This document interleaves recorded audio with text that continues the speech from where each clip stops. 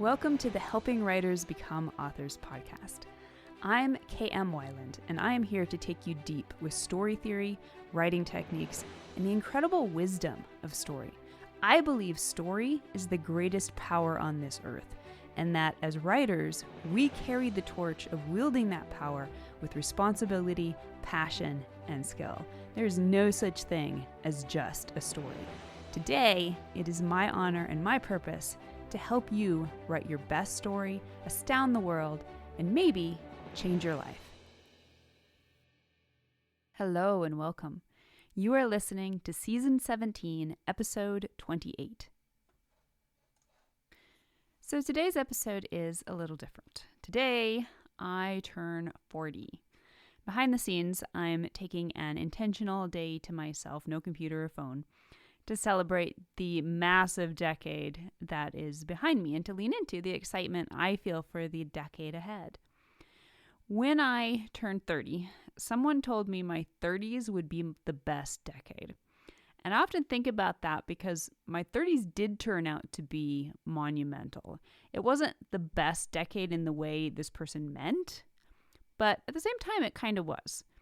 Before the first year of my 30s was halfway over, an event that I now personally think of as the Big Bang knocked the ground from beneath me in ways I never saw coming.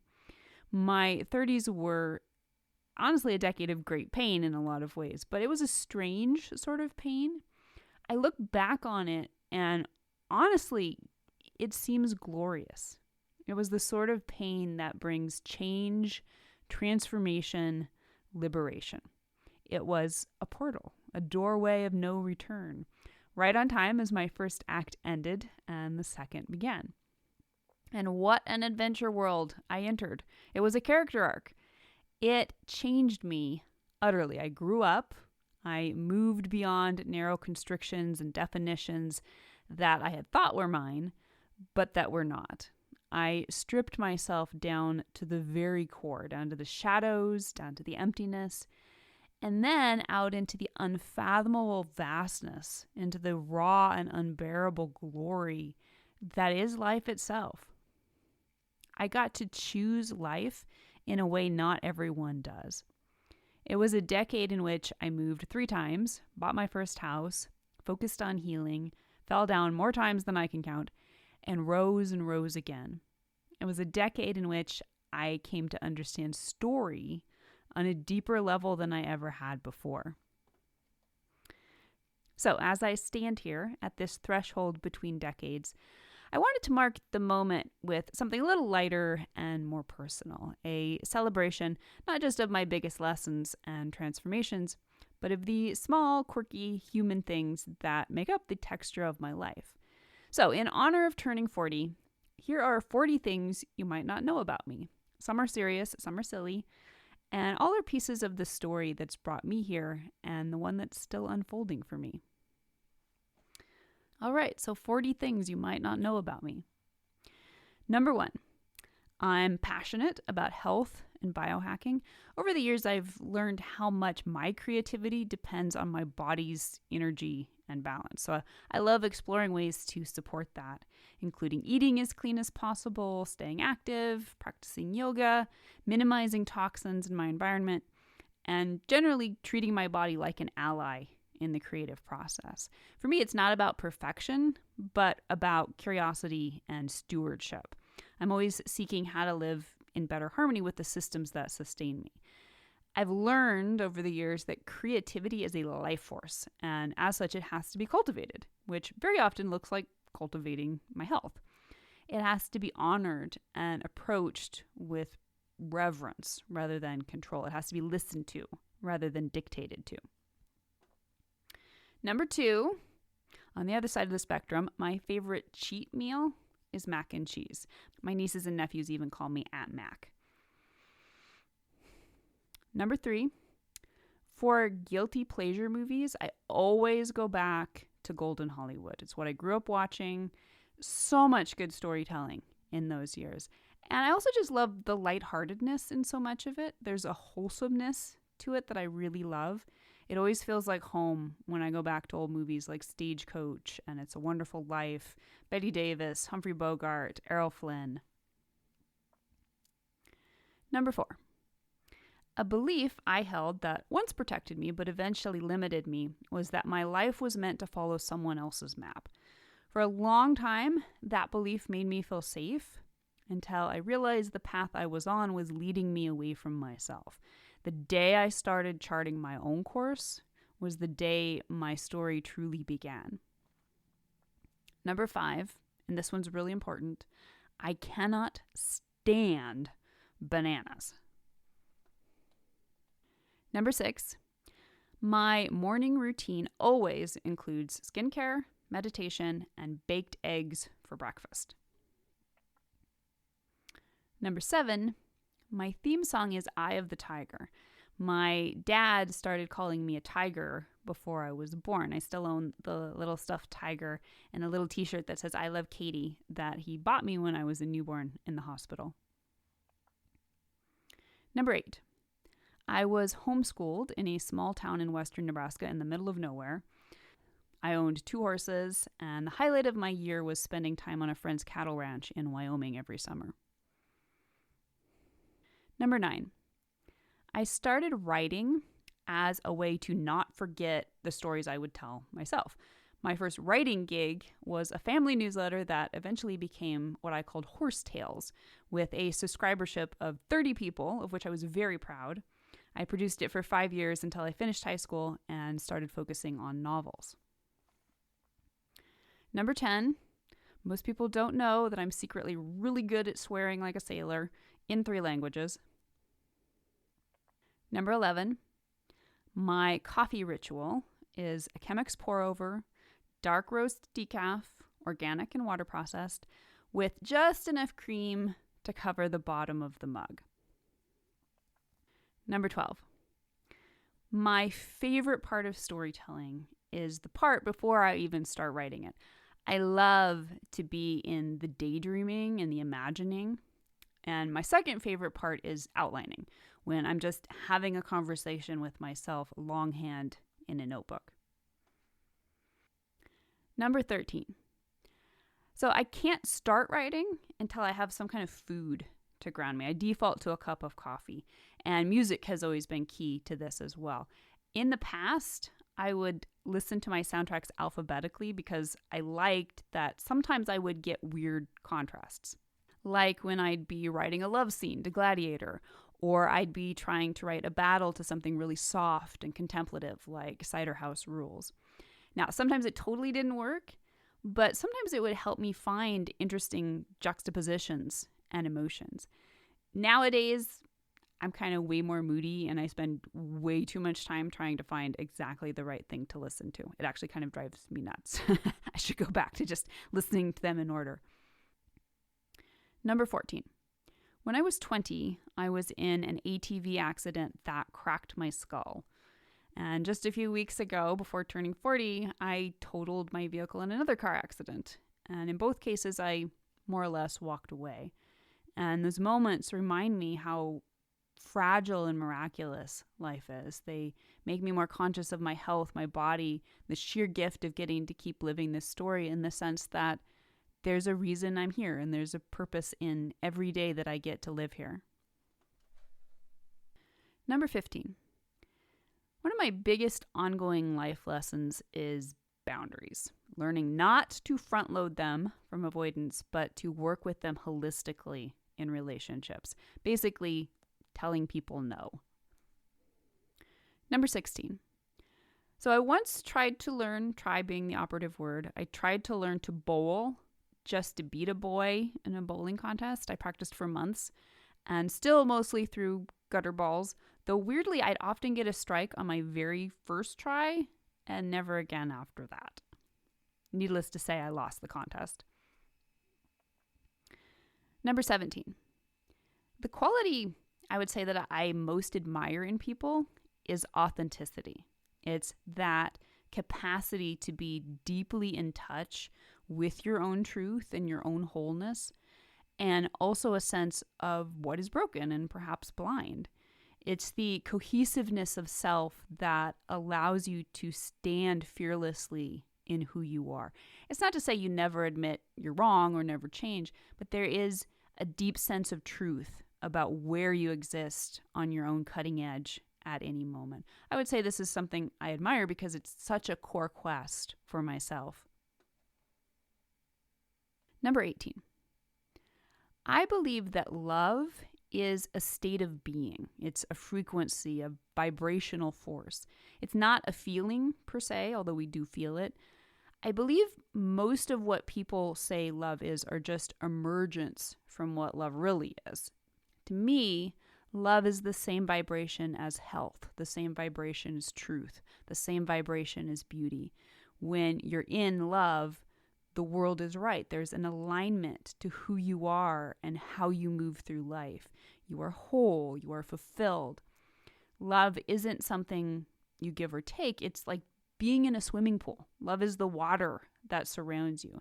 Being in love, and by that I don't mean necessarily romantic love, but just being in that state of love, is a matter of bringing yourself into that vibration. And you can literally learn how to flip the switch. Number 19. My favorite household ritual is going around the house first thing in the morning and opening all the curtains to see what the day is like.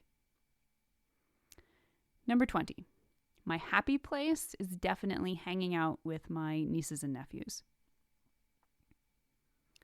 Number 21. The place that changed me most was probably Missouri. I lived there for 3 years, and they were really hard years, but I learned and discovered so much about myself there. So they were really great years too. Number 22. The timeline of my life has never matched what has been taught as normal. I've hit some milestones early and others I've hit late or haven't hit. I've had to learn to surrender to the idea of trusting the tide I came in on, that I was born at the right moment for everything I'm meant to do in this life, and that I have to trust the process, have patience with the profound amount of transformation I have embraced in this lifetime, and to acknowledge that while this creates a great deal of speed in some areas, in others it requires a great deal of slowness.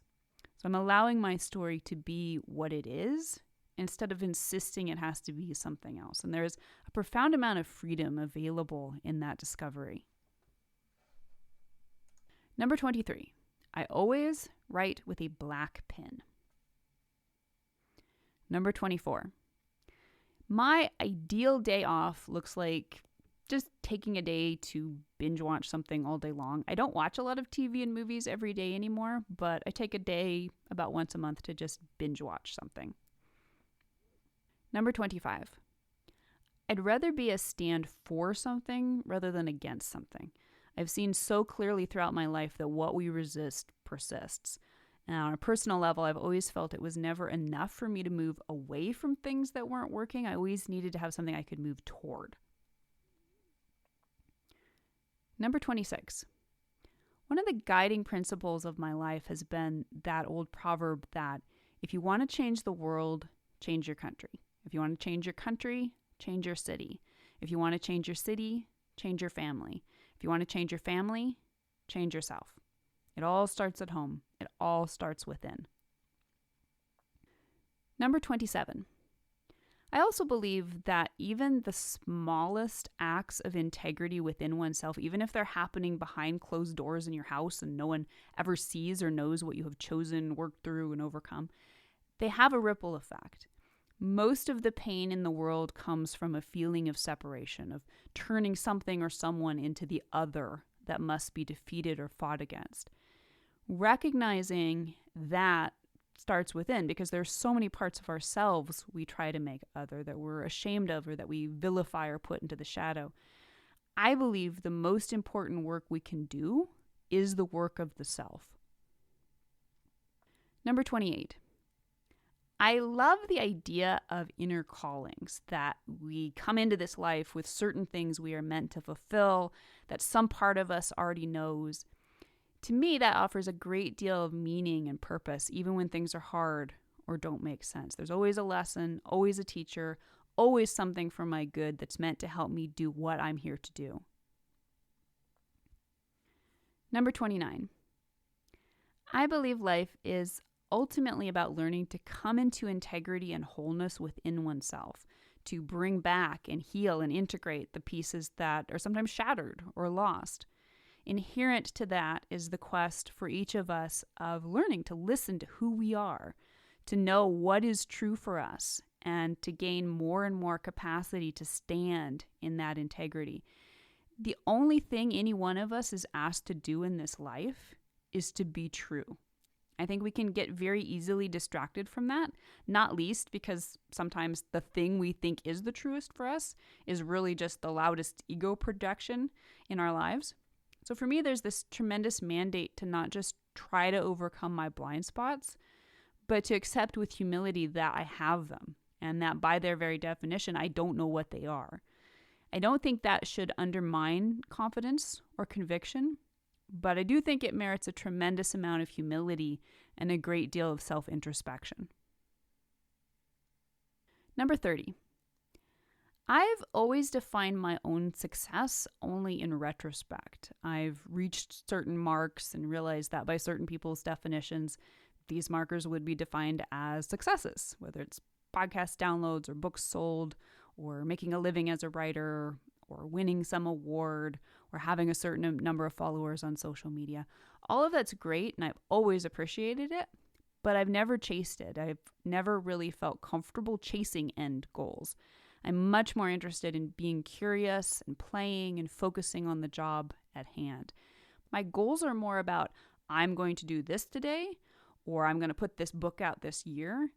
I don't much like being in the space or energy of worrying too much about how well things do. I just do my best and put it out there. Number 31. I have dealt with imposter syndrome my entire career. I have faced it by looking it in the eye and being very clear about who I am, what I'm doing, and why I'm doing it.